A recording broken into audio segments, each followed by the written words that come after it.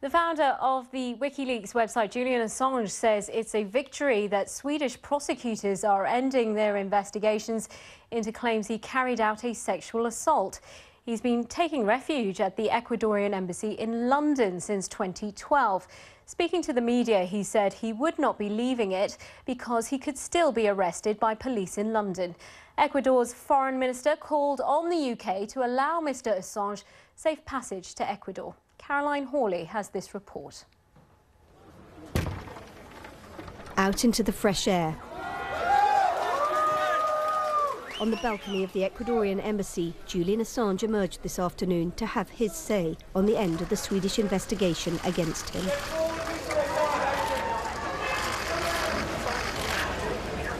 Today is an important victory for me and for the UN human rights system. 7 years without charge, why my children grew up without me. That is not something that I can forgive. It is not something that I can forget. But prosecutors in Sweden haven't cleared Julian Assange. They've simply said they can't pursue the case any further.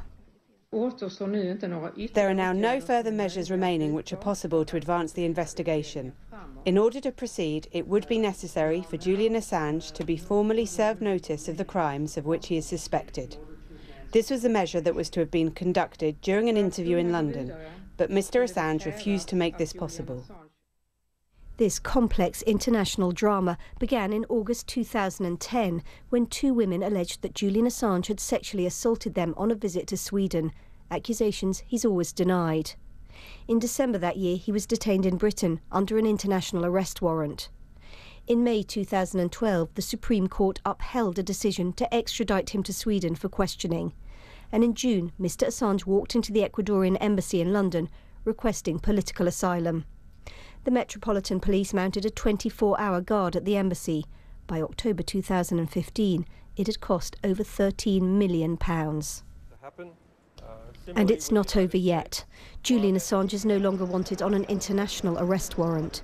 But the Metropolitan Police say that if he stepped out of the embassy, they're still obliged to arrest him for failing to surrender to a London court back in 2012.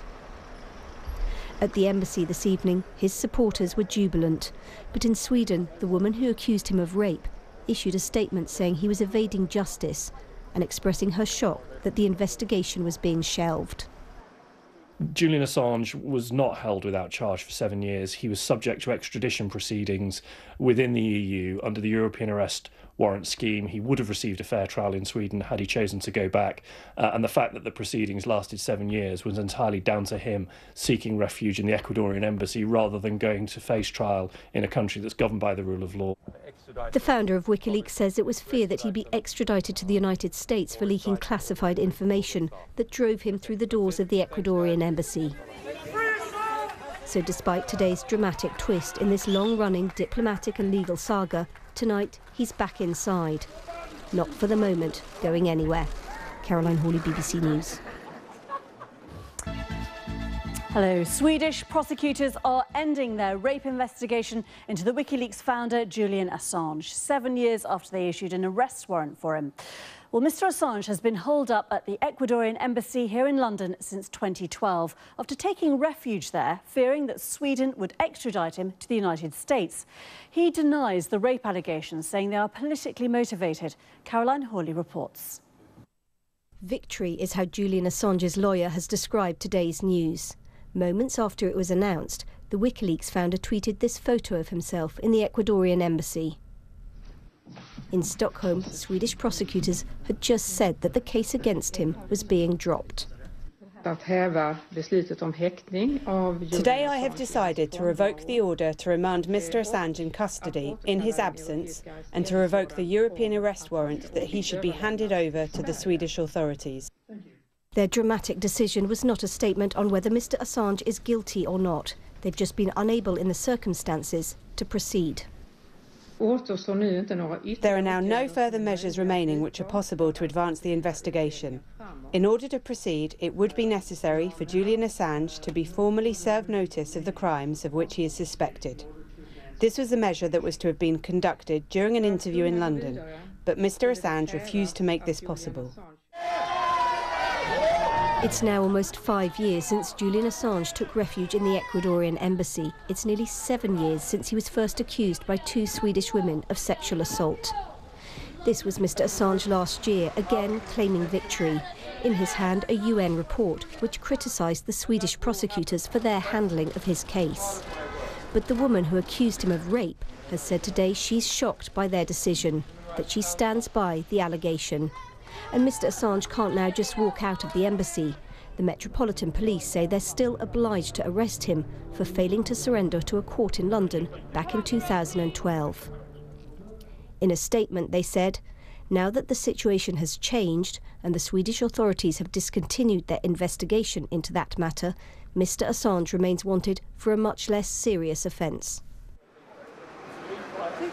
Ecuador gave Julian Assange political asylum because he says he fears being prosecuted in the United States over the classified documents published by WikiLeaks. We don't know what the next twists will be in this long-running saga, but it isn't over yet. Caroline Hawley, BBC News. Well, let's speak now to Maddy Savage, our correspondent who's in Stockholm. Maddy, we heard that one of the victims at least has expressed their disappointment and shock at this news. Have we heard anything more from those people who allege that he is guilty of a crime? Yeah, I think it's key to point out that it is not the case that Swedish prosecutors believe he's any more or less guilty than they did a day ago. They wish that they could have continued their investigation, but have said it was not possible to do so due to legal technicalities. There has been a statement from the lawyer of one of the women involved in this case, the woman who says that she was raped by Julian Assange here in Sweden back in 2010. This comment from Elizabeth Fritz, that's her lawyer, she has been anonymous, says it's a scandal that a suspected rapist can escape justice and thereby avoid the court. She says my client is shocked about the decision and she still believes that Julian Assange exposed her to rape. I think there will be questions here in Sweden in the coming days, hours and weeks about how this investigation has been handled, the length of time, the amount of money ploughed into this. But also I think it's relevant to point out that women's rights are a priority on the political agenda here in Sweden. There is a very broad definition of rape and other sexual offences. So I expect we will be hearing from women's rights campaigners and other groups worried about whether or not this could set a precedent for people that are accused of these kind of crimes, that if they evade the authorities by not returning to Sweden or in other ways, that they could escape punishment if they were guilty. But again, important to point out that Julian Assange always maintained his innocence in this case. Maddy Savage in Stockholm, thanks very much indeed. Well, with me now is the veteran journalist John Pilger, who is a friend of Julian Assange. Thanks very much for coming in. Have you spoken to him or his team today since this news was announced? No, I've been in touch with his team, yeah. They're delighted. Interesting that in the preamble there, Marianne, the prosecutor, says that Julian Assange didn't make himself available. She obstructed this right from the beginning. It's taken 7 years, almost 7 years, for this to happen. This has been one of the epic miscarriages of justice. It's also interesting, your reporter talked about one of the so-called victims, and I think you may have said victims. There are no victims because there have been no charges. Well, these are people that say that they were attacked by him, and the Swedish authorities have said that they are not expressing a view on his guilt. Yeah. So we do not know whether he is guilty or not. No, there's no court of law here. Whether people say something, one of the women made it clear when this happened back in 2010 in a series of SMS messages that were suppressed by the Swedish prosecutor that she was shocked that he was even arrested. Her words were, the police railroaded me into this. Well, okay, I don't want to get... It's very important, because the reason this case has been allowed to go on so long is that critical evidence like that has been suppressed by the Swedish prosecutor and denied to Julian Assange's lawyer. They would say that he should have gone back to Sweden and faced justice. No, there's no... To go back to Sweden and face justice, on the day that Marianne took over this case, the head of WikiLeaks Intelligence and Security Service said that, of Sweden's intelligence service, said that Julian Assange and WikiLeaks posed a security threat to his soldiers. The connection between the Swedish state and this case has been proven.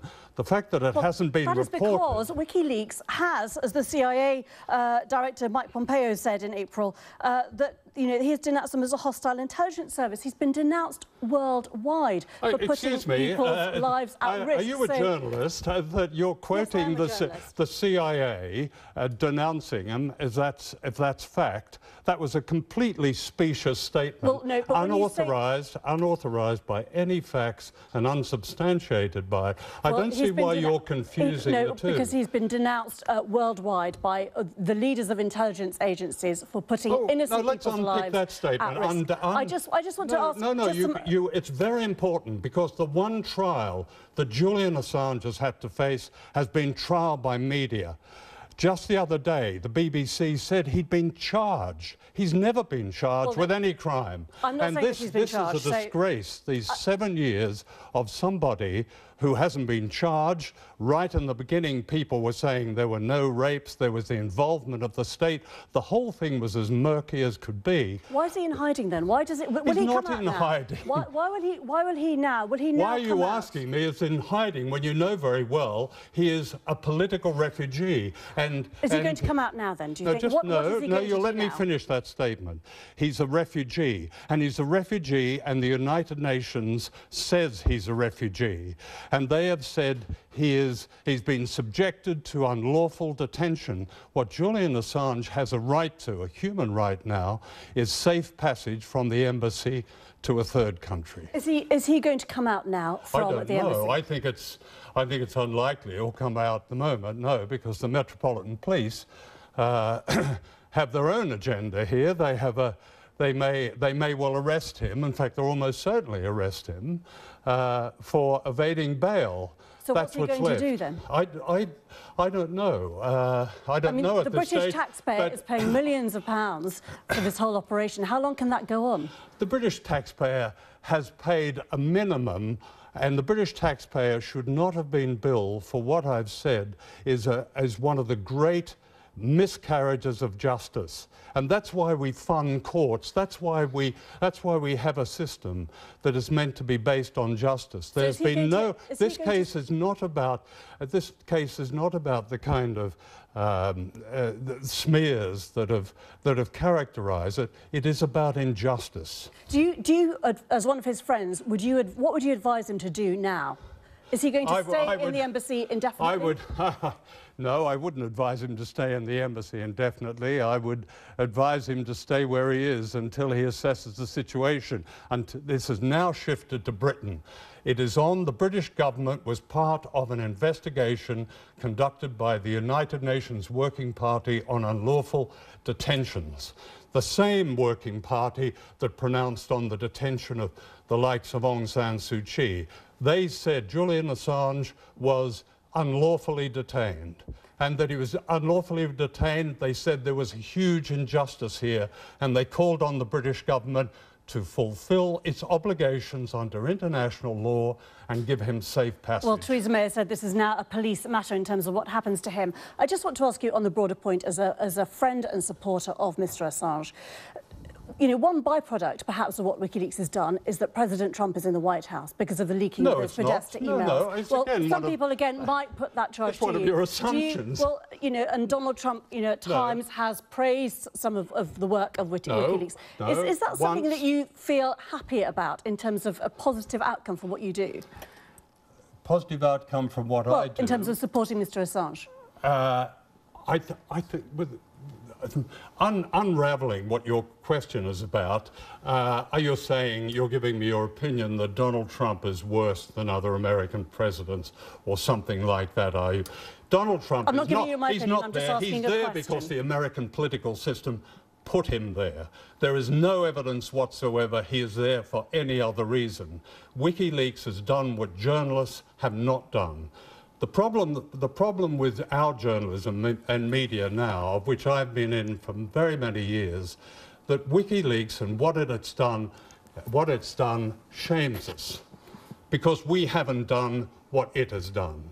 We haven't dug behind what great power does. we haven't been agents of people, we've been agents of power. That's what Julian Assange's crime has been. OK, John Pilger, thank you very much indeed for coming in today. We do appreciate your time. I just want to let you know that we've had a tweet from Julian Assange in the last few minutes saying that he was detained for 7 years without charge whilst my children grew up and my name was slandered. He says, "I do not forgive or forget." That tweet being reported now by Julian Assange, the WikiLeaks founder, on the day that we have just heard that those rape charges have been dropped. They're not charges.